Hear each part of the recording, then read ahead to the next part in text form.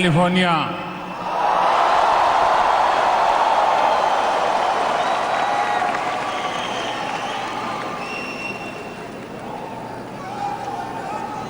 आप लोगों का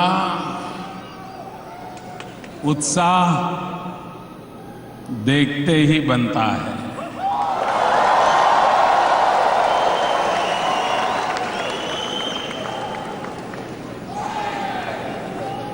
आज 27 सितंबर है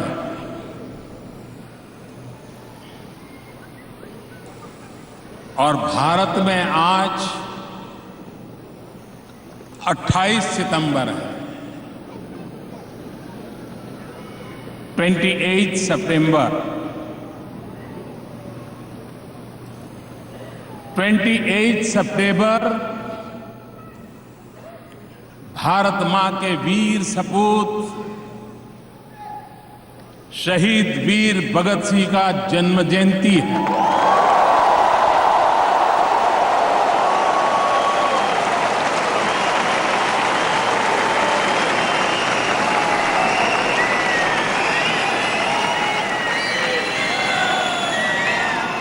भारत मां के लाडले वीर सपूत शहीद भगत सिंह जी को मैं कोटि कोटि प्रणाम करता हूं।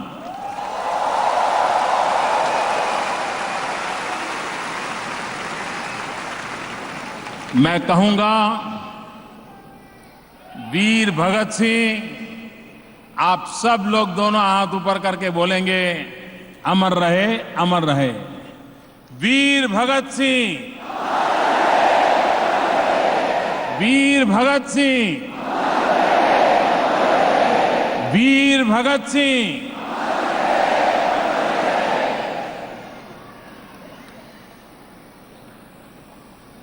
मैं 2 दिन से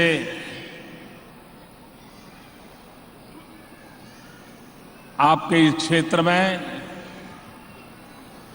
भ्रमण कर रहा हूं। बहुत लोगों से मिलने का मुझे मौका मिला।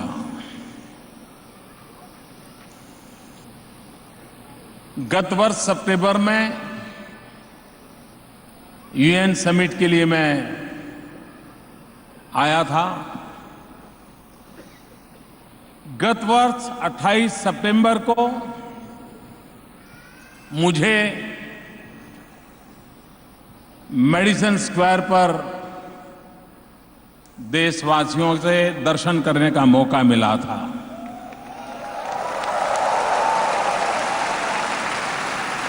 आज कैलिफोर्निया में 1 साल के बाद आप सबके दर्शन करने का मुझे सौभाग्य मिला है।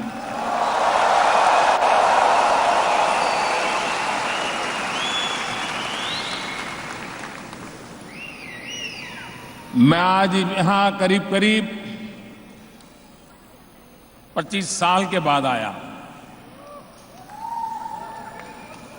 बहुत कुछ बदला हुआ नजर आता है।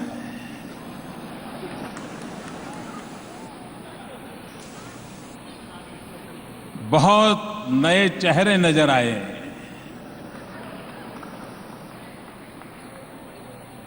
एक प्रकार से हिंदुस्तान की वाइब्रेंट छवि मैं कैलिफोर्निया में अनुभव कर रहा हूं।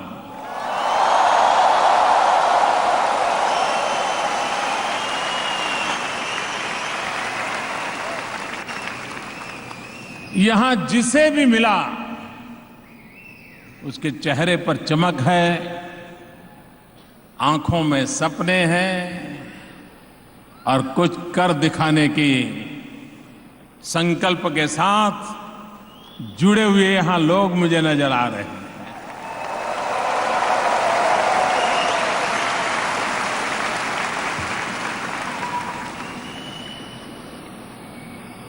और सबसे बड़ी बात, यहां के नागरिक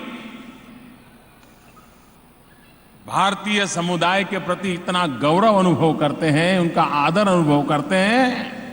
मैं इसके लिए आप सबको बहुत बहुत बधाई देता हूं, आपका अभिनंदन करता हूं।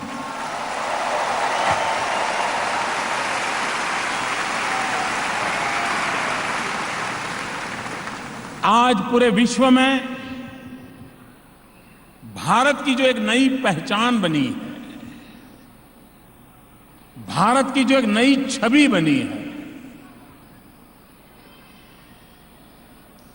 भारत के संबंध में जो पुरानी सोच थी, वो बदलने के लिए दुनिया को मजबूर होना पड़ा है। उसका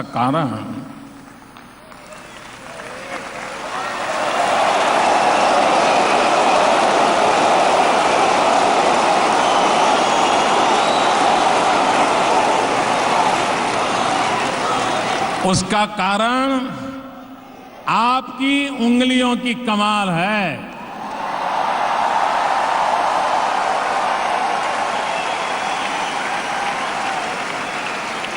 आपने कंप्यूटर के कीबोर्ड पर उंगलियां घुमा घुमा करके दुनिया को हिंदुस्तान की एक नई पहचान करा दी है।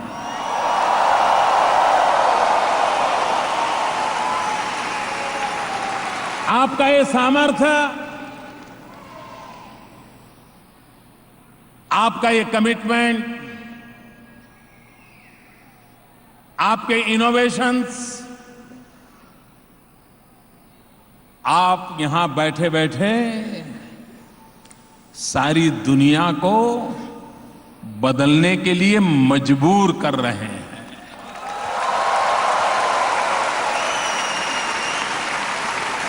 और जो बदलने से इनकार करेगा, जो बदलना नहीं है ये तय करके बैठेगा, वो 21वीं शताब्दी में इररिलेवेंट होने वाला है।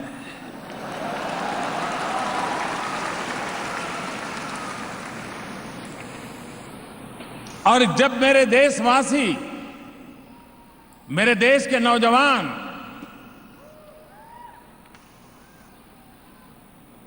विदेश की धरती पर रह करके सारी दुनिया को एक नई दिशा में ले जाते हो, तो मेरे जैसे एक इंसान को कितना आनंद होता होगा, कितनी खुशी होती होगी।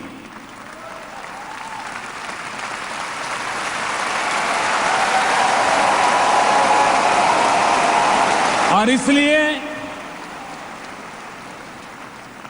भारत को गौरव दिलाने में, भारत का सम्मान बढ़ाने में, पूरे विश्व को भारत को नए सिरे से देखने के लिए मजबूर करने के लिए आप सबने जो पुरुषार्थ किया है, उसे मैं लाख लाख अभिनंदन करता हूं, बहुत बहुत बधाई देता हूं।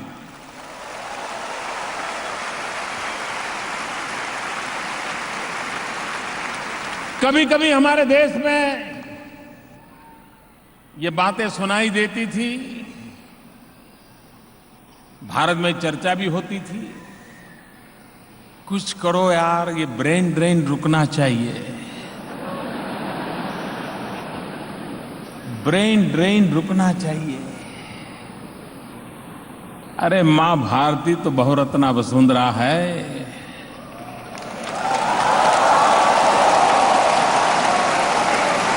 वहां तो एक से बढ़कर एक, एक से बढ़कर एक ब्रेन की फसल होती रहने वाली है।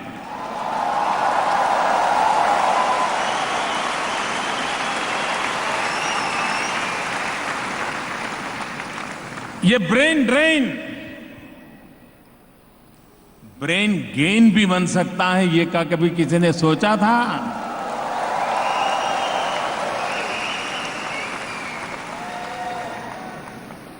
और इसलिए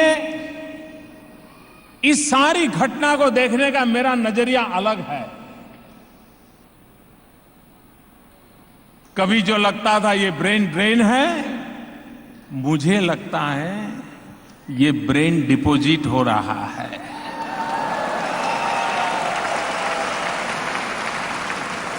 और ये जो डिपॉजिट हुआ ब्रेन है वो मौके की तलाश में है। जिस दिन मौका मिलेगा ब्याज समेत ये ब्रेन मां भारती के काम आएगा। आएगा कि नहीं आएगा? आएगा कि नहीं आएगा? पक्का आएगा। और इसलिए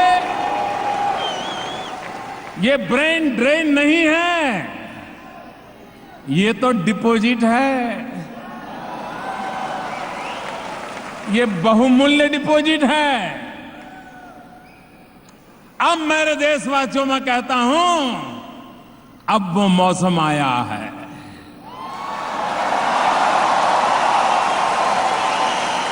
अब वो मौका आया है जहां हर हिंदुस्तानी को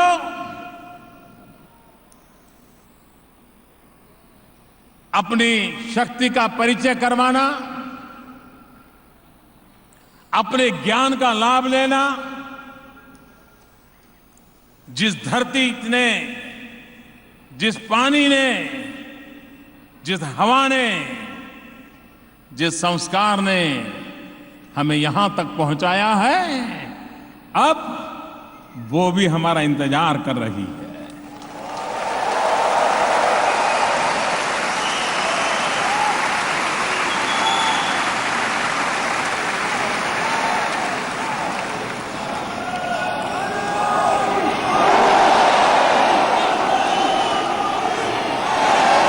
ये वेस्ट कोस्ट, ये कैलिफोर्निया,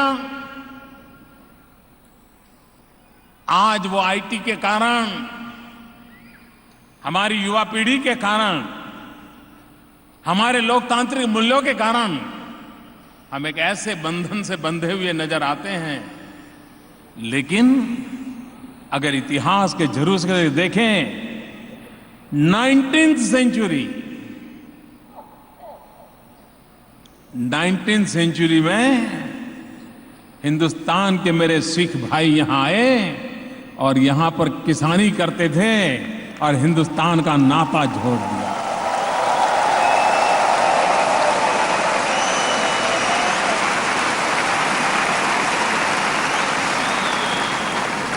आजादी की लड़ाई हिंदुस्तान की धरती पर हो रही थी। देश को आजादी की ललक हिंदुस्तान में थी, लेकिन हजारों मील दूर यहां वो गदर को कौन भूल सकता है, जहां आजादी का आंदोलन की ज्योति जलाई गई। हिंदुस्तान आजाद हो, इसके लिए ये कैलिफोर्निया, ये वेस्ट कोस्ट, यहां आकर के बसे हुए हमारे सिख भाई बहन, हमारे हिंदुस्तानी, हिंदुस्तान के आजादी के जंग की लड़ाई के लिए हर प्रकार की कोशिश करते थे। ये नाता है। अगर 19वीं शताब्दी में खेत में काम करने के लिए, मजदूरी करने के लिए आया हुआ मेरा किसान भारत की गुलामी के लिए अगर बेचैन था, तो 21वीं सदी में मेरा नौजवान भारत की गरीबी के लिए बेचैन है और वो भी भारत के लिए कुछ करेगा।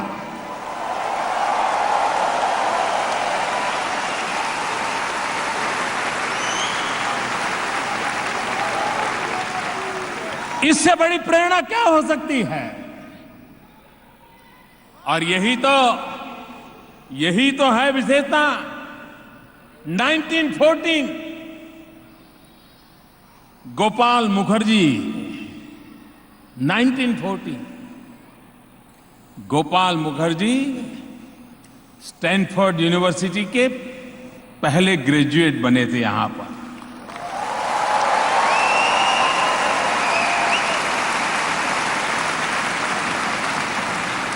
इतना ही नहीं, 1957 to 63 दिलीप सिंह सूद यहीं से कांग्रेसमैन बने थे, एमपी चुन करके आए थे और पहले भारतीय वॉशिंगटन में जाकर के बैठ करके अपनी बात बताते थे।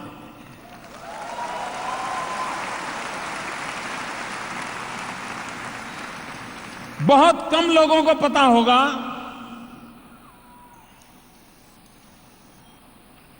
भारत की आजादी के लिए जिन्होंने अपना जवानी खपा दी थी, महात्मा गांधी के आदर्शों पर जिन्होंने अपना जीवन व्यतीत किया था और देश जब दोबारा लोकतंत्र पर खतरा आया, देश में आपातकाल लगा था,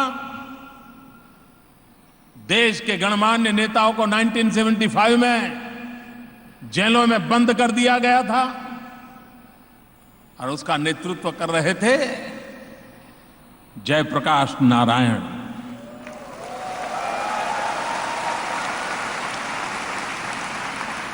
लोकनायक जयप्रकाश नारायण। आप में से बहुत लोगों को पता नहीं होगा, लोकनायक जयप्रकाश नारायण इसी कैलिफोर्निया में पढ़ाई करने के लिए आए थे।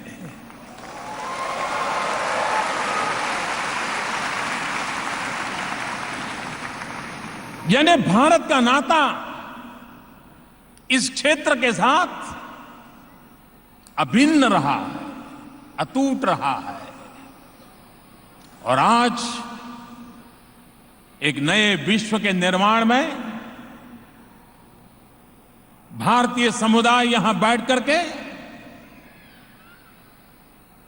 एक भावी इतिहास का निर्माण कर रहा है और इसलिए हर भारतीय को आप लोगों को याद करते ही गौरव की अनुभूति होती है और इसलिए मुझे आज आपको मिलकर के अतएव आनंद होता है, प्रसन्नता होती है।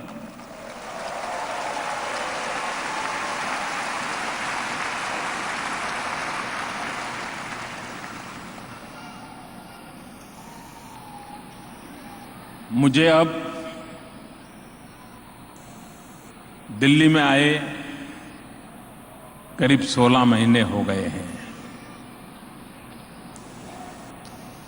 16 महीने पहले मैं एक अजनबी की तरह आया था, रास्ते भी मालूम नहीं थे। पार्लियामेंट में जाना है तो किस गली से कहां जाना, तो किसी की मदद लेनी पड़ती थी। मुझ जैसे एक बिल्कुल नए व्यक्ति को 125 करोड़ देशवासियों ने एक जिम्मेवारी दी। आप सबके आशीर्वाद से उसे भली भांति पूरा करने का प्रयास कर रहा हूं।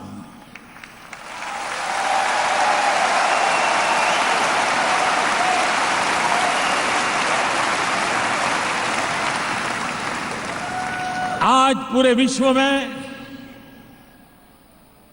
दुनिया के किसी भी कोने में जाइए,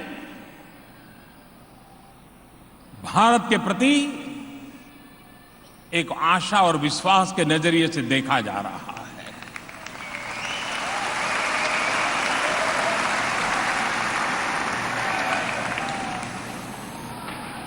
पिछले 20-25 साल से एक चर्चा चल रही है, 21वीं सदी किसकी?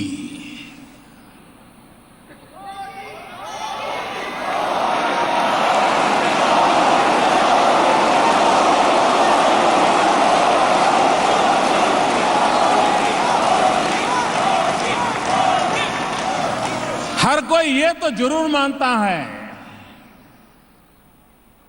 कि 21वीं सदी एशिया की सदी है। ये हर कोई मानता है, लेकिन पिछले कुछ समय से अब लोग ये नहीं कहते हैं कि 21वीं सदी एशिया की सदी है। अब लोग कह रहे हैं 21वीं सदी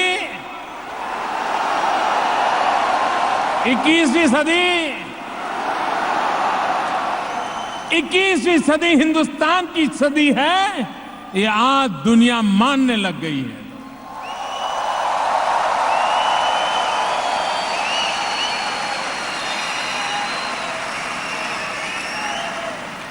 ये बदलाव क्यों आया? ये बदलाव कैसे आया?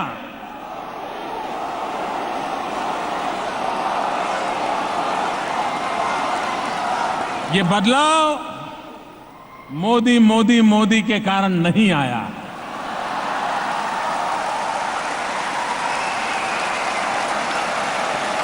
ये बदलाव 125 करोड़ देशवासियों के संकल्प शक्ति से आया है।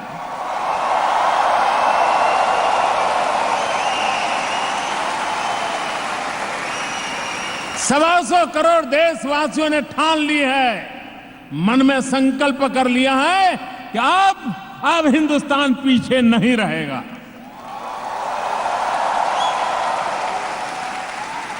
और जब जनता जनार्दन संकल्प करती है तो ईश्वर के भी आशीर्वाद मिलते हैं।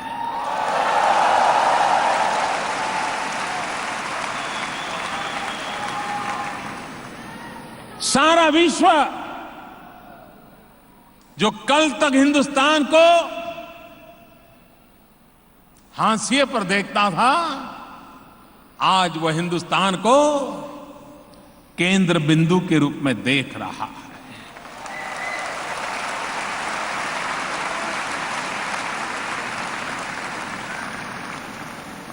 कभी भारत विश्व के साथ जुड़ने के लिए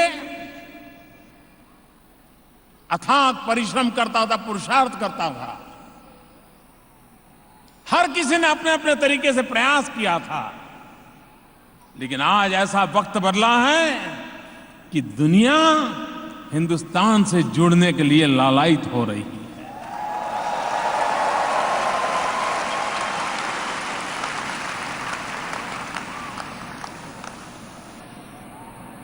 ये जो विश्वास का वातावरण पैदा हुआ है, ये विश्वास का वातावरण ही हिंदुस्तान को नई ऊंचाइयों पर पहुंचाने वाला है।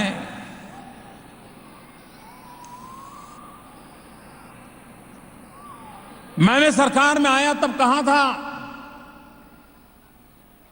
और मैं आज आपको भी याद दिलाना चाहता हूं, क्योंकि आज टेक्नोलॉजी आपने ऐसी दी है दुनिया को कि कुछ छिपा नहीं रह सकता, कुछ दूर नहीं रह सकता, और कोई खबर इंतजार नहीं कर सकती। घटना घटी नहीं कि आपके मोबाइल फोन पे आगे टपकी नहीं।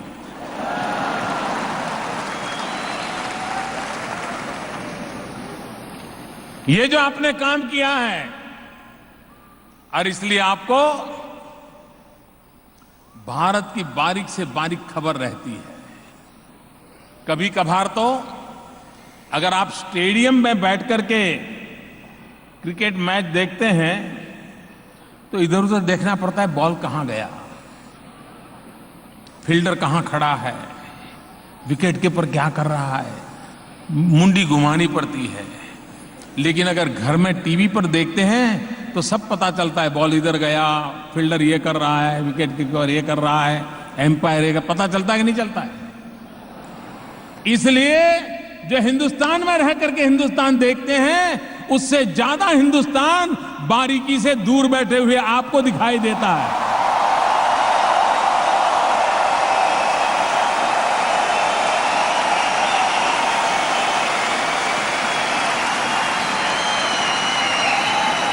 आपको हर चीज का पता रहता है, क्या हो रहा है क्या नहीं हो रहा है।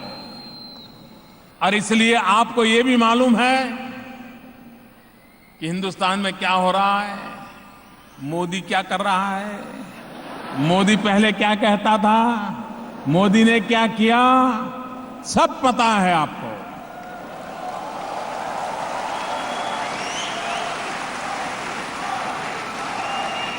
आपको याद होगा मैंने कहा था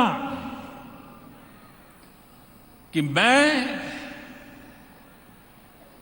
परिश्रम करने में कोई कमी नहीं रखूंगा।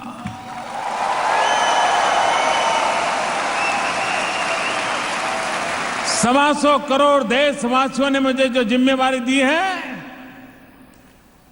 इसके लिए पल पल और शरीर का कण कण मैं 100% काम में लगाए रखूंगा।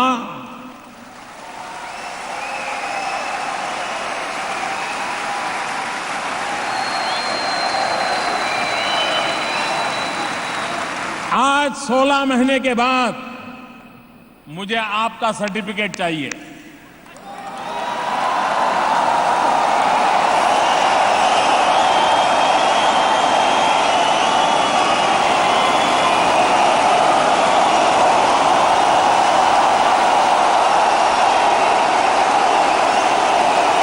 मैंने वादा निभाया, मैंने वादा निभाया, मैंने वादा निभाया। परिश्रम की पराकाष्ठा की, दिन रात मेहनत कर रहा हूं, देश के लिए कर रहा हूं। मैंने आपको आपने मुझे जो जिम्मेवारी दी है और मैंने जो वादा किया था, वो पूरी तरह मैं उसका पालन कर रहा हूं भाई।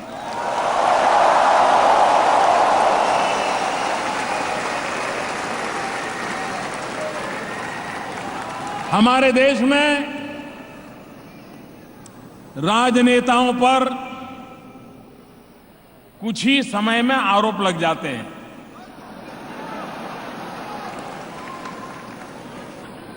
इसने 50 करोड़ बनाया, उसने 100 करोड़ बनाया,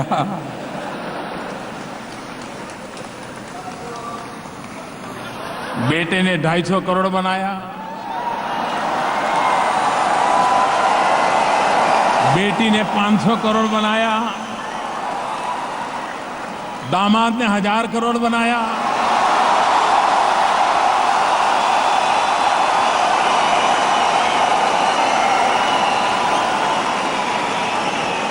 चचेरे भाई ने कॉन्ट्रैक्ट ले लिया, मौसेरे भाई ने फ्लैट बना दिया। ये सुनने को मिलता है कि नहीं मिलता है? ये सुन करके कान पक गए कि नहीं पक गए? देश निराश हो गया कि नहीं हो गया? भ्रष्टाचार के प्रति नफरत पैदा हुई कि नहीं हुई? गुस्सा पैदा हुआ कि नहीं हुआ? मेरे देशवासियों, मैं आज आपके बीच में खड़ा हूं। है कोई आरोप मुझ पे? है कोई आरोप? आज भी मैं देश को ये विश्वास दिलाना चाहता हूं, हम जिएंगे तो भी देश के लिए, और मरेंगे तो भी देश के लिए।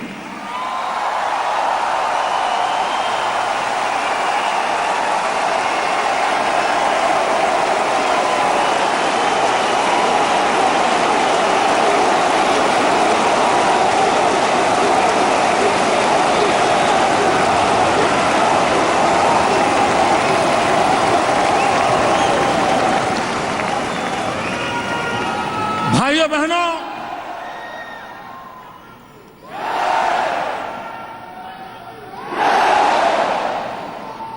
हमारा देश शक्ति और सामर्थ्य से भरा हुआ है।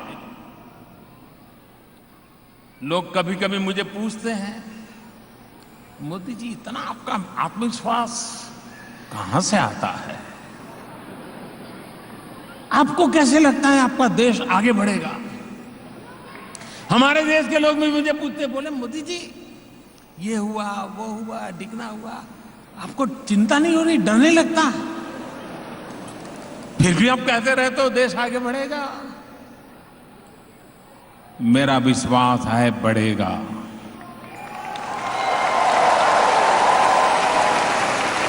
विश्वास इसलिए है कि मेरा देश जवान है।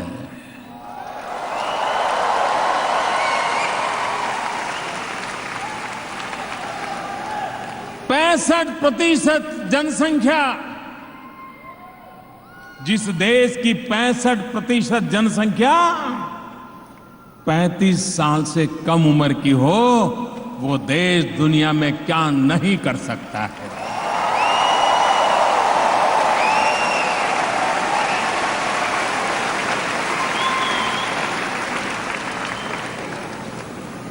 $800 मिलियन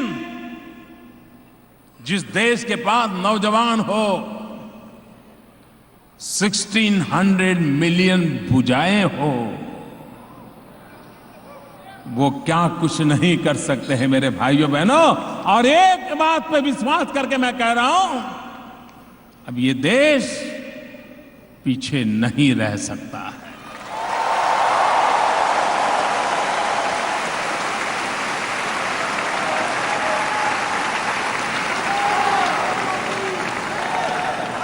आपको मालूम है, कुछ वर्ष पहले एक नई टर्मिनोलॉजी आई थी दुनिया में कि आने वाले दिनों में सबसे तेज गति से आगे बढ़ने वाले देश कौन से हैं, किस किस की संभावना है। तो उसमें से एक शब्द निकला था ब्रिक्स, BRICS।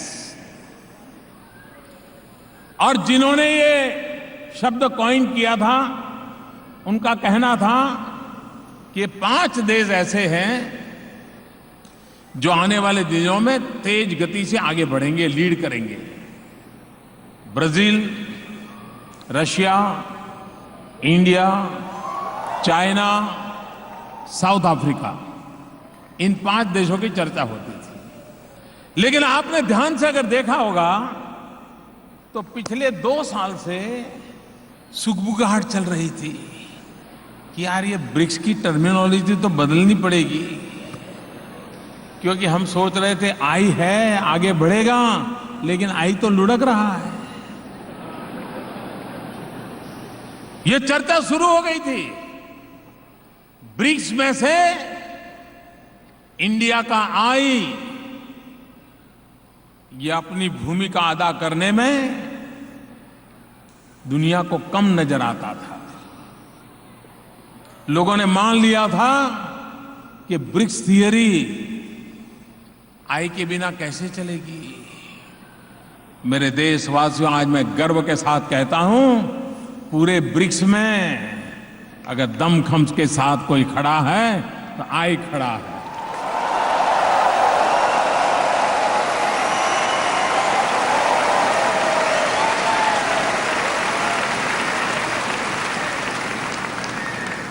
पंद्रह महीने के भीतर भीतर विकास की ऊंचाइयों को पार करने के कारण, आर्थिक स्थिरता के कारण,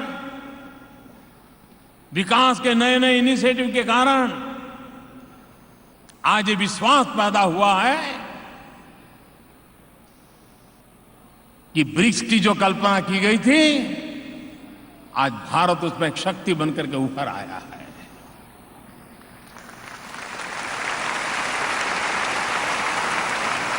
वर्ल्ड बैंक हो, IMF हो, मूडीज हो, अलग अलग रेटिंग एजेंसीज हो, एक स्वर से पिछले 6 महीने से दुनिया की सभी ऐसी संस्थाओं ने एक स्वर से कहा है मेरे दोस्तों, और ये कहा है कि आज बड़े देशों में सबसे तेज गति से आगे बढ़ने वाली इकोनॉमी किसी की है तो उस देश का नाम है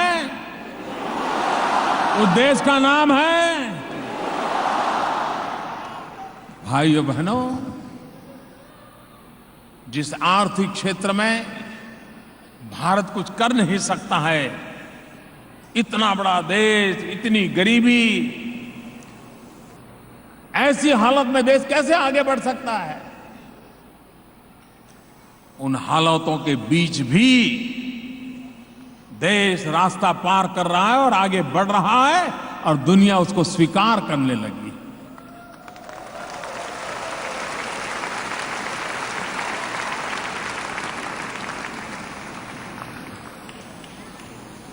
विज्ञान के क्षेत्र में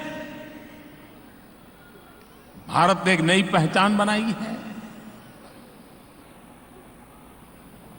हमारी पहले पहचान थी उपनिषद की। भारत गौरव करता था उपनिषद, उपनिषद, उपनिषद। अब दुनिया के पल्ले तो पड़ता नहीं था, लेकिन आज वही देश उपनिषद से बढ़ते बढ़ते उपग्रह की चर्चा करने लग गया है। उपग्रह की चर्चा,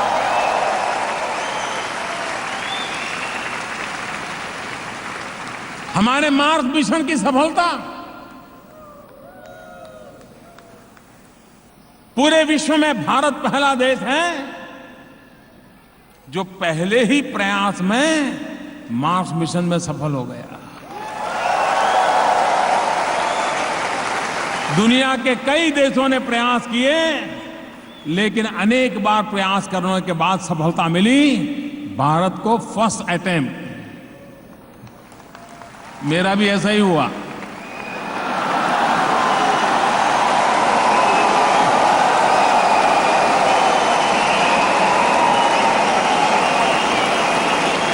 क्यों?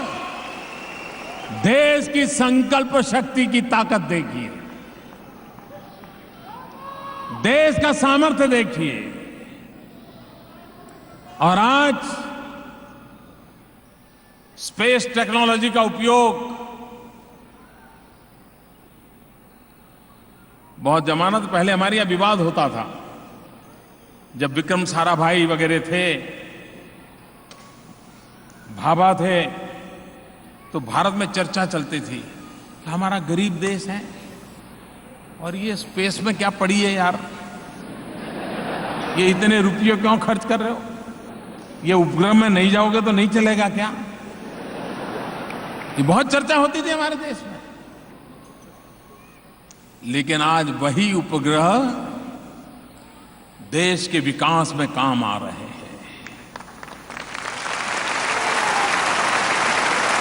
किसान को मौसम की जानकारी चाहिए तो वही उपग्रह देता है। फिशरमैन को मछली पकड़ने के लिए जाना, कहां जाना, कितनी दूर है, वो सैटेलाइट बता देता है कि भाई उधर जाओ, माल मिल जाएगा।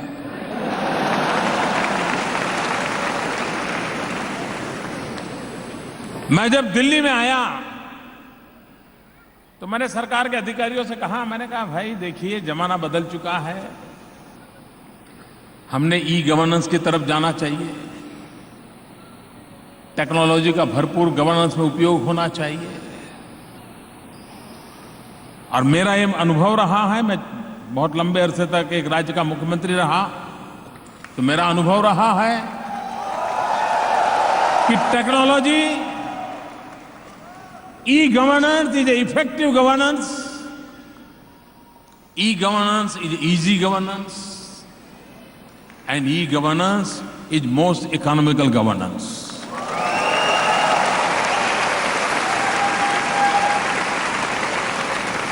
तो मैं अपने अफसरों से बैठा था, मैंने कहा स्पेस टेक्नोलॉजी का क्या उपयोग करते हो? तो ज्यादातर अफसरों ने कहा नहीं, हमने कोई ज्यादा नहीं कर रहे, वो तो स्पेस वाले कर रहे हैं। मैंने कहा भाई नहीं, स्पेस वाले नहीं, तुम भी कर सकते हो। मैं उसके पीछे लग गया, स्पेस टेक्नोलॉजी वालों को बुलाया, हर एक डिपार्टमेंट से मीटिंग करवाई, वर्कशॉप करवाए, पीछे पड़ गए मैं। और आज मुझे खुशी के साथ कहना है, हमारे यहाँ सरकारों में करीब करीब 170 प्रकार के विभाग, काम छोटे मोटे ऐसे हैं कि जिसमें भारत सरकार स्पेस टेक्नोलॉजी का उपयोग करना शुरू कर दिया है।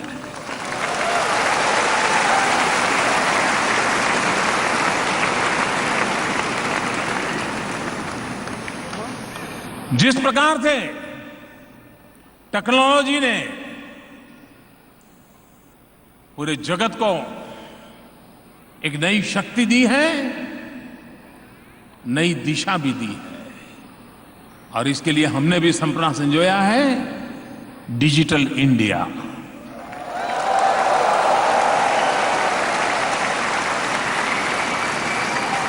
आज गरीब से गरीब व्यक्ति भी आपको मिलेगा वो भी मोबाइल फोन रख लेता है। सब्जी बेचता है लेकिन मोबाइल फोन रखता है, दूध बेचने जाता है मोबाइल फोन रखता है, अखबार बेचने जाता है मोबाइल फोन रखता है। इतना पेनिट्रेशन है टेक्नोलॉजी का। सरकार अगर उसके साथ जुड़ जाए, और इसलिए हमारा मिशन है जाम, जैम ऑफ ऑल। मैं जब जैम थियरी की बात करता हूं तब JAM, जे का मतलब है जनधन बैंक अकाउंट। आप में से जो मेरी पीढ़ी के होंगे उन्हें पता होगा कि हमारे यहां बैंकों का राष्ट्रीयकरण किया गया था 79 में, नहीं 69 में बैंकों का राष्ट्रीयकरण किया गया था, 69, 70, 71 के आसपास। और ये कहा गया था कि ये बैंक जो है वो अमीरों के काम आती हैं, गरीबों के काम नहीं आती हैं, इसलिए बैंकों का नेशनलाइज कर दी जाए। और सारी चीजें सरकार ने अपने हाथ में ले ली, और ये कह करके ली थी कि ये बैंक गरीबों के लिए खोल दी जाएगी। मुझे आज दुख के साथ कहना पड़ता है कि जब मैं दिल्ली आया तो हमने पाया कि हमारे देश के करीब करीब आधे लोग ऐसे थे जिन्होंने बेचारे ने बैंक का दरवाजा नहीं देखा था। आज के युग में फाइनेंशियल व्यवस्था की रीढ़ की हड्डी के रूप में बैंक काम करती है, और अगर मेरे देश के 50% लोग बैंक व्यवस्था से अछूते रह जाएं तो फिर आर्थिक व्यवस्था में उनकी भागीदारी कैसे बनेगी। हमने बीड़ा उठाया कि 100 दिन में मुझे सबके बैंक के खाते खोलने हैं। अब आपको भी होगा, ये मोदी जी को क्या हो गया है, जो काम 40 साल नहीं हुआ ये 100 दिन में करने के लिए निकल पड़ा है। लेकिन मेरे देशवासियों, आपको जानकर के आनंद होगा, आज उस अभियान का परिणाम ये आया है, 18 करोड़ नए बैंक खाते खुल गए, गरीब से गरीब का बैंक खाता खुल गया, गरीब से गरीब बैंक खाता खुल गया। और गरीब था, बैंक का खाता खोलना, तो वो बेचारा पैसा कहां से लाएगा। तो हमने नियम बनाया कि प्रधानमंत्री जन धन योजना में जो खाता खोलेगा वो जीरो अकाउंट से भी उसका बैंक खाता खुलेगा। तो बैंक वाले मेरे से नाराज हो गए, बोले साहब स्टेशनरी का तो खर्चा दे दो। मैंने कहा हमने 40 साल तक बहुत मौज किए हैं, अब हमें पसीना बहाना होगा।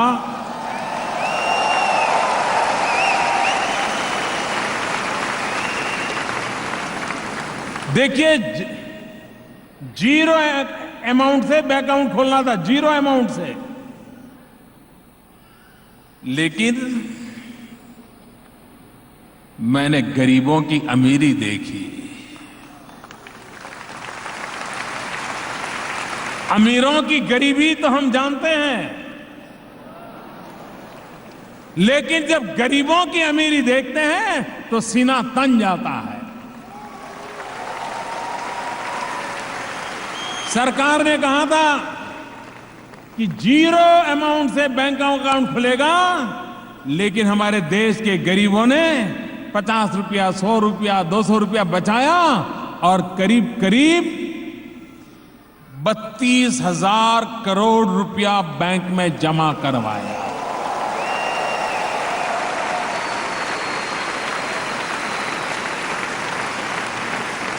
देखिए, देश के लोगों का मिजाज देखिए, गरीब से गरीब व्यक्ति भी देश के लिए कुछ करने के लिए तैयार हुआ है। तो एक तो है ये जनधन अकाउंट, जो जे कहता हूं मैं, जिसके द्वारा आर्थिक सुचारू व्यवस्था खड़ी की गई। दूसरा है ए, आधार कार्ड। पूरे देश में मूवमेंट चला है कि बायोमेट्रिक सिस्टम से हर नागरिक का अपना एक आइडेंटिटी कार्ड हो, एक नंबर हो, स्पेशल नंबर हो, ताकि डुप्लीकेट ना हो। वरना हमारे यहाँ क्या होता है, एक ही व्यक्ति 10 जगह पे अलग अलग नाम से रुपये लेके आ जाता है।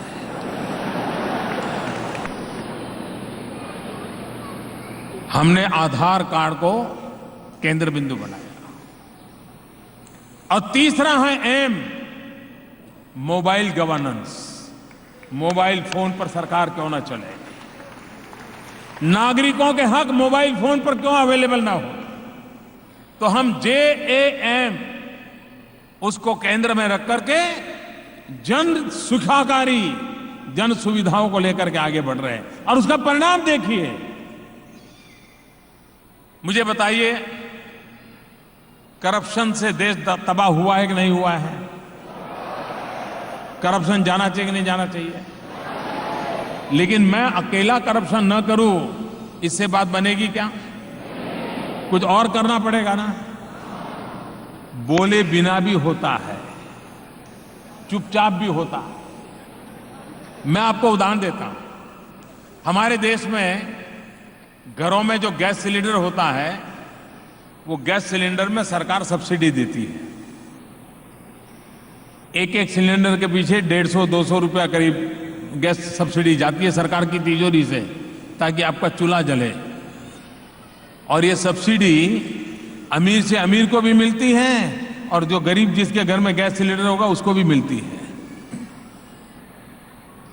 हमने तय किया कि ये जो गैस सब्सिडी है वो सीधी आधार कार्ड के नंबर से तय करेंगे कौन कौन उसके क्लाइंट सही है, और उसका जनधन अकाउंट होगा, उसके जनधन अकाउंट में सीधे पैसे मोकलेंगे।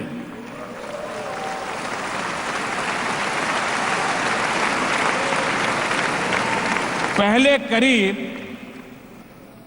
19 करोड़ लोगों को गैस सिलेंडर जाता था। मतलब कि सरकारी तिजोरी से हर महीना 19 करोड़ गैस सिलेंडर की सब्सिडी जाती थी। हमने जब आधार और जनधन अकाउंट जोड़ करके हिसाब शुरू किया, भाई लेना है तो इधर लिखवाओ, मामला 13 करोड़ तक पहुंचा। आगे कोई लेने वाला ही निकला नहीं। पहले 19 करोड़ जाता था, अभी 13-14 करोड़ पर अटक गया। तो 5 करोड़ कहां गए भाई? वो 5 करोड़ सिलेंडर की सब्सिडी कहां जाती थी? अगर मैं पुराने गैस के दाम के हिसाब से गिनूं, आजकल तो दाम बहुत कम हो गए हैं, लेकिन पुराने हिसाब से गिनूं तो 19,000 करोड़ रुपए की चोरी होती थी। 19,000 करोड़ रुपए की। आज वो सारे पैसे हिंदुस्तान की तिजोरी में बच गए मेरे दोस्त। बिचौलिए गए, दलाल गए, चोरी करने वाले गए। ये जो मेरी जैम योजना है, जनधन, आधार, मोबाइल, मुझे बताइए करप्शन गया कि नहीं गया? बिचौलिए गए कि नहीं गए? रुपये बचे कि नहीं बचे? ये रुपये गरीब के काम आएंगे कि नहीं आएंगे? बदलाव कैसे आता है? इतना ही नहीं, मैंने देशवासियों को एक दिन ऐसे ही प्रार्थना की, बहुत ज्यादा कैंपेन नहीं चलाया, ऐसे ही मैंने रिक्वेस्ट की। मैंने कहा यार, इतना कमाते हो, उद्योग है, कारखाने हैं, गाड़ी चलाते हो, ये सिलेंडर की सब्सिडी क्यों लेते हो? छोड़ दो यार। मैंने ऐसे ही कह दिया था। लेकिन देश के लोगों का भरोसा देखिए भाइयों बहनों। मनुष्य का स्वभाव है, मिला तो कोई छोड़ने को तैयार नहीं होता है, कितना ही बड़ा क्यों ना हो। लेकिन आज मैं गर्व के साथ कहता हूं, मेरे देशवासियों का गुणगान करना चाहता हूं, 30 लाख लोग ऐसे निकले जिन्होंने अपनी गैस सिलेंडर की सब्सिडी सरेंडर कर दी।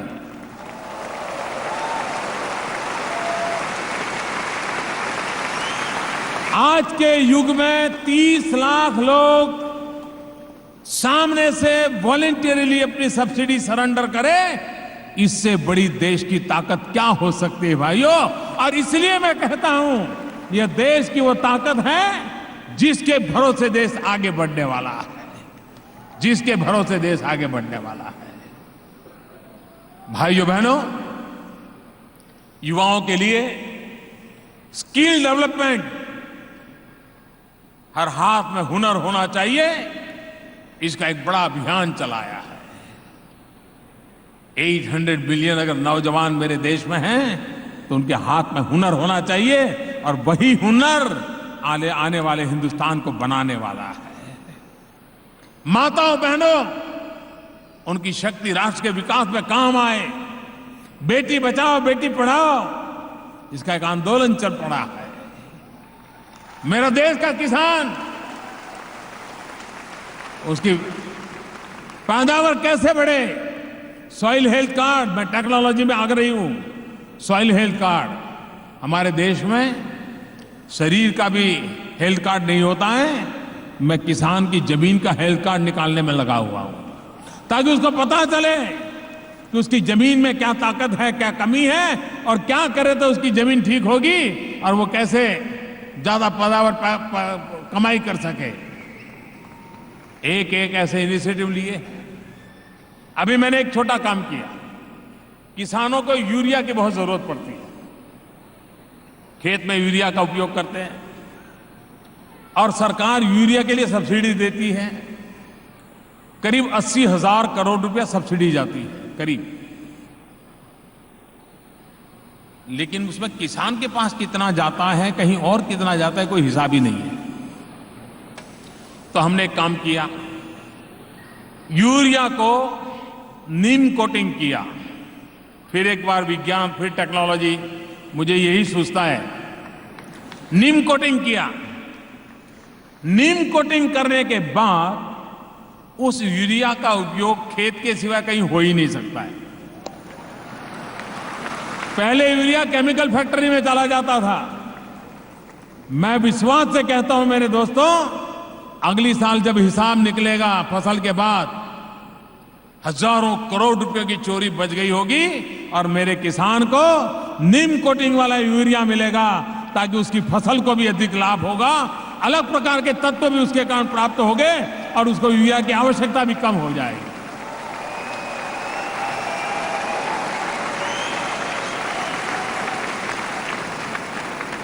ऐसे अनेक क्षेत्रों में आज विकास की नई ऊंचाइयों को पार करने का प्रयास चल रहा है।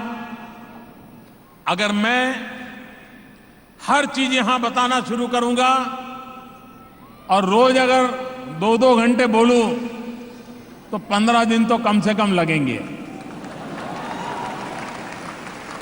और इसलिए आज मैं थोड़ा आपको ट्रेलर दिखा करके जा रहा हूं।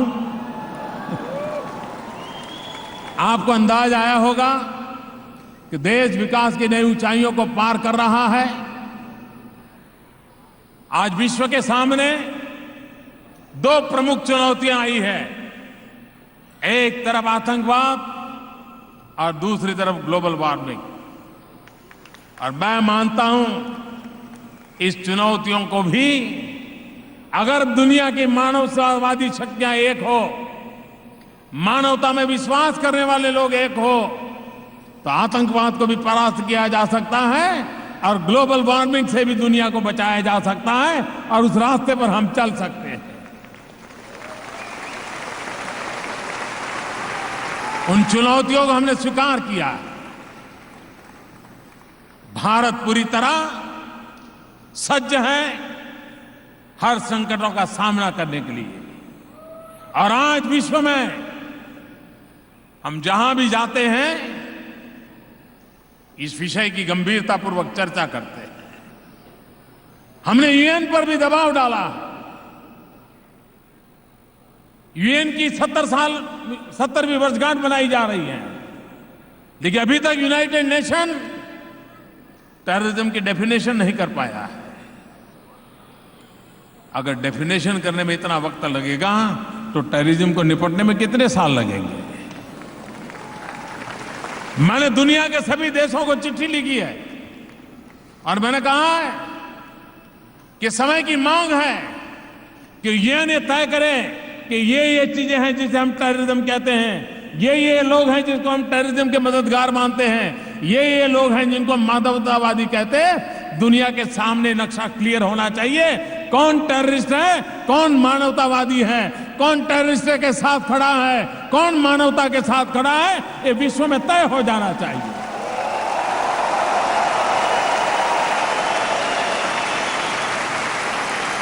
और मैं आशा करता हूं कि इतनी गंभीर समस्या पर यूनाइटेड नेशन अब बहुत दिन टाल नहीं पाएगा। दुनिया की मानवतावादी शक्तियों ने दबाव पैदा करना पड़ेगा कि एक बार ब्लैक एंड व्हाइट में तय हो जाना चाहिए कि आतंकवाद आखिर है क्या। और ये परिभाषा न होने के कारण एक गुड टेररिज्म और बैड टेररिज्म चल रहा है। एक गुड टेररिज्म और बैड टेररिज्म से हम मानवता की रक्षा नहीं कर सकते। टेररिज्म टेररिज्म होता है, आतंकवाद आतंकवाद होता है।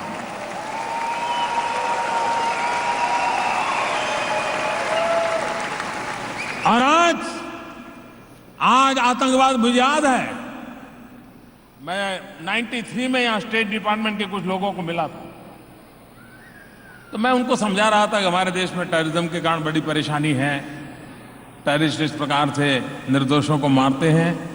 तो वो मुझे समझा रहे थे ये टेररिज्म नहीं है, ये तो लॉ एंड ऑर्डर प्रॉब्लम है। मैंने कहा भाई ये टेररिज्म है, ये लॉ एंड ऑर्डर प्रॉब्लम नहीं है। तो वो समझने को तैयार नहीं थे। एक साल के बाद मैं फिर आया यहां, तो उन लोगों ने मेरे से समय मांगा, हम आपसे मिलना चाहते हैं। मेरे भी लिए भी बड़ा आश्चर्य था, क्योंकि मैं तो कुछ था नहीं, मिलना चाहते थे। मैंने कहा ठीक है मिलेंगे। तो दूसरा बार मैं आया तो मुझे पूछने लगे कि ये टेररिज्म क्या होता है। मैं कहा नहीं वो तो लॉ एंड ऑर्डर होता है। नहीं बोले ऐसा मत करो, जरा हमें समझाओ क्या होता है। मैंने कहा ये आपको ब्रह्म ज्ञान कहां से हुआ? आपको टेररिज्म की चिंता कैसे सताने लगी, मुझे जरा बताइए। मैंने कहा मेरा देश तो 40 साल से टेररिज्म के कारण परेशान है, निर्दोषों को मौत के घाट उतार दिया जाता है। हम दुनिया को समझा रहे हैं, दुनिया हमारे पर सवाल या निशान खड़ा कर रही है। मैंने कहा आपको ये ब्रह्म ज्ञान कहां से हुआ? और ब्रह्म ज्ञान इसलिए हुआ था कि उसके कुछ महीने पहले यहां पे स्टॉक मार्केट में एक बम फूटा था। उस बम की आवाज के कारण उनको पता चला कि हिंदुस्तान में टेररिज्म क्या होता है, और तब जाकर के टेररिज्म के लिए पहचानने को दुनिया ने समझना पड़ेगा। कोई ये मत सोचो कि आज उधर है तो कल हमारे यहां नहीं आएगा। ये दुनिया के किसी भी कोने में जा सकता है, और इसलिए मानवतावादी शक्तियों का एक होना, मानवतावादी शक्तियों ने आतंकवाद के खिलाफ लड़ाई लड़ना, ये विश्व की मांग है। और उस मांग को पूरा करने के लिए हमें तैयार होना चाहिए, और उस बात को लेकर के मैं निकला हुआ हूं दोस्तों।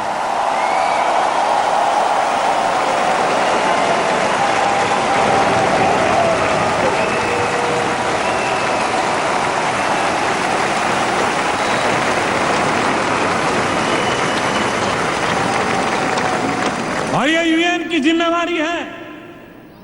जब आप 70वीं वर्षगांठ मना रहे हैं तो यूएन की जिम्मेवारी है कि दुनिया के सामने चित्र स्पष्ट होना चाहिए कि यूएन किसको टेररिस्ट मानता है, किसको आतंकवादी मानता है और किसको मानवतावादी मानता है। एक बार नक्शा साफ होना चाहिए, ताकि फिर दुनिया तय कर लेगी किस रास्ते पर चलना है, और तभी दुनिया में शांति आएगी।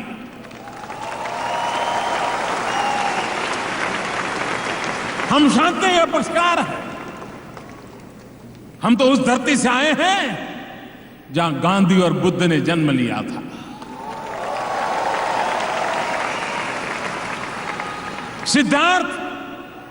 सिद्धार्थ नेपाल की धरती पर पैदा हुए थे, लेकिन सिद्धार्थ बुद्ध बने थे बुद्ध गया में आकर के।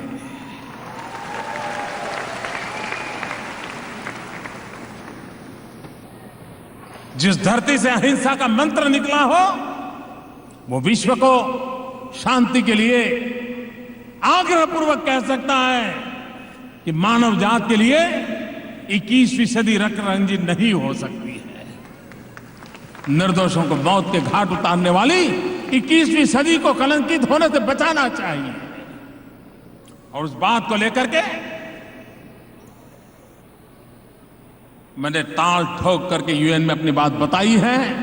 कल भी दोबारा जा रहा हूं, कल दोबारा बताने वाला हूं।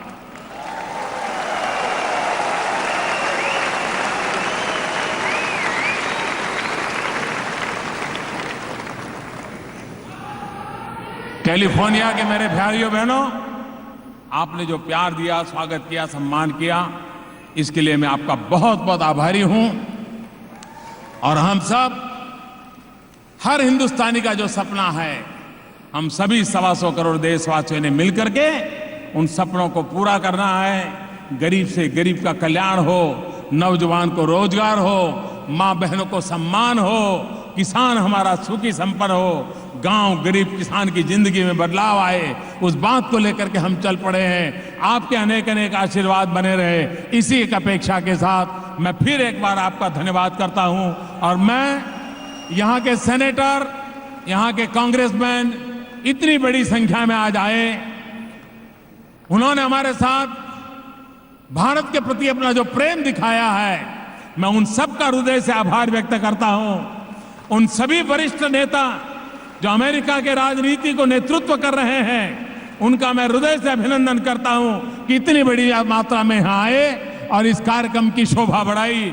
मेरे साथ दोनों मुट्ठी बंद करके पूरी ताकत से बोलिए, भारत माता की। आवाज हिंदुस्तान तक पहुंचनी चाहिए। भारत माता की, भारत माता की, भारत माता की, भारत माता की, भारत माता की। एक बार फिर वीर भगत सिंह जी को याद करेंगे, आप कहेंगे अमर रहे, अमर रहे। वीर भगत सिंह, वीर भगत सिंह, वीर भगत सिंह, वीर भगत सिंह। बहुत बहुत धन्यवाद। खुशखबरी, हेलो, एक खुशखबरी देना रह गया।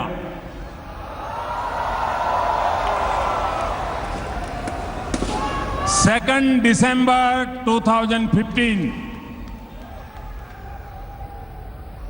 2 दिसंबर 2015 दिल्ली से सैन फ्रांसिस्को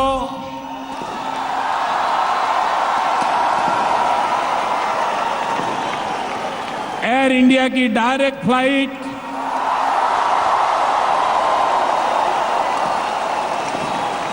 सप्ताह में 3 दिन चलेगी।